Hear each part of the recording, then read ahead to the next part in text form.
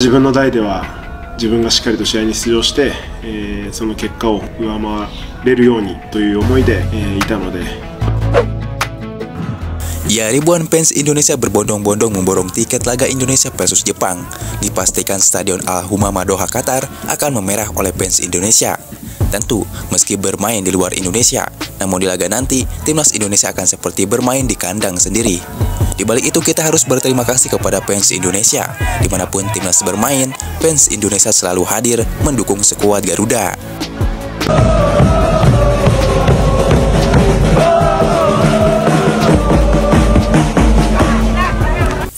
Ya, seperti kita tahu, laga Indonesia versus Jepang adalah khas bagi kedua tim.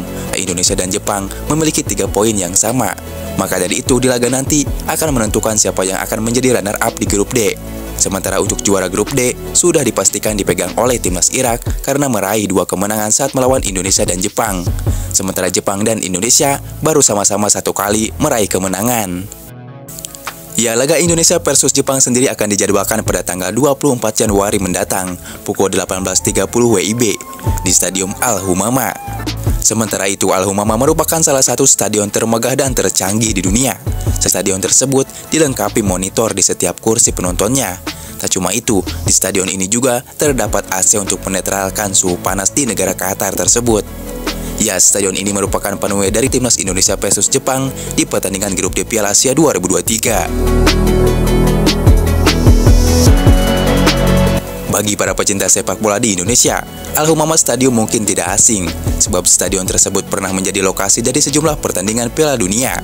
Ya, Al-Humama Stadium menjadi salah satu dari 8 stadion yang digunakan Qatar untuk menggelar Piala Dunia 2022 lalu.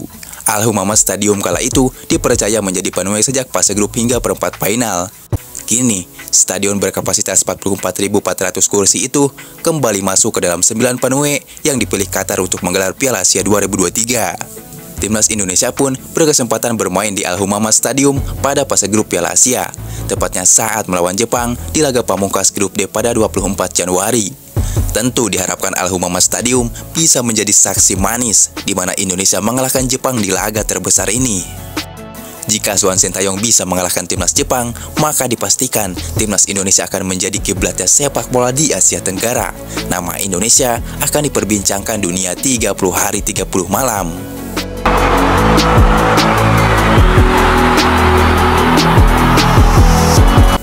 Ya, bahkan pelatih Indra Sapri pun ikut bicara soal laga melawan Jepang. Menurutnya, tidak ada yang mungkin di sepak bola.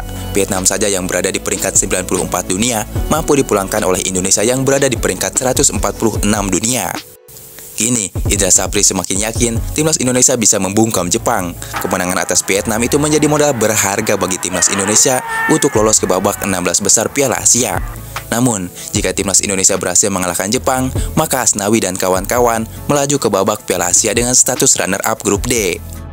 Kata Indra Sapri, dalam dunia sepak bola bisa saja terjadi apapun itu, termasuk peluang timnas Indonesia mengalahkan Jepang. Memang, diakui Jepang bukan lawan yang mudah bagi tim asuhan Sintayong itu. Jepang diperkuat beberapa pemain top dunia. Selain itu, Samurai Biru juga tidak mau mengalah saja dari timnas Indonesia. Jepang akan tampil maksimal demi bisa mengalahkan timnas Indonesia. Namun Indonesia hanya fokus bisa mendapatkan hasil imbang saja melawan timnas Jepang. Itu juga sudah seperti mengalahkan timnas Jepang. Menarik dinantikan laga tersebut, apakah Indonesia bisa mengejutkan Jepang dengan mengalahkannya.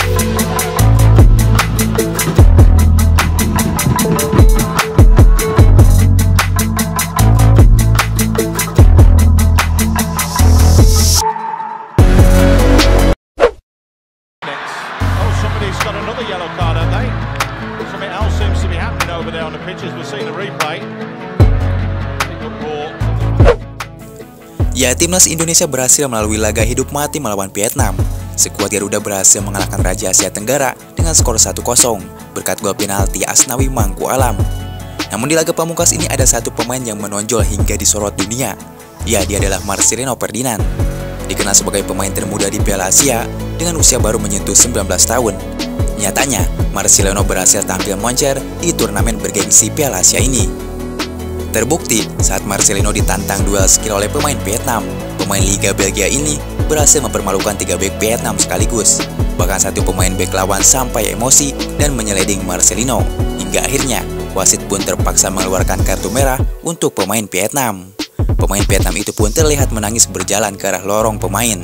Berkat aksi kerasnya itu, skuad Vietnam terpaksa harus bermain dengan 10 orang hingga pertandingan selesai. Di balik itu, tak cuma Marcelino yang moncer di laga tadi malam, kiper Hernando Ari juga menjadi sorotan karena aksi-aksinya. Ya, penyelamatan gemilang Hernando saat timnas Indonesia mengalahkan Vietnam, ia pun dinobatkan sebagai Magis Moment di laga Vietnam versus Indonesia.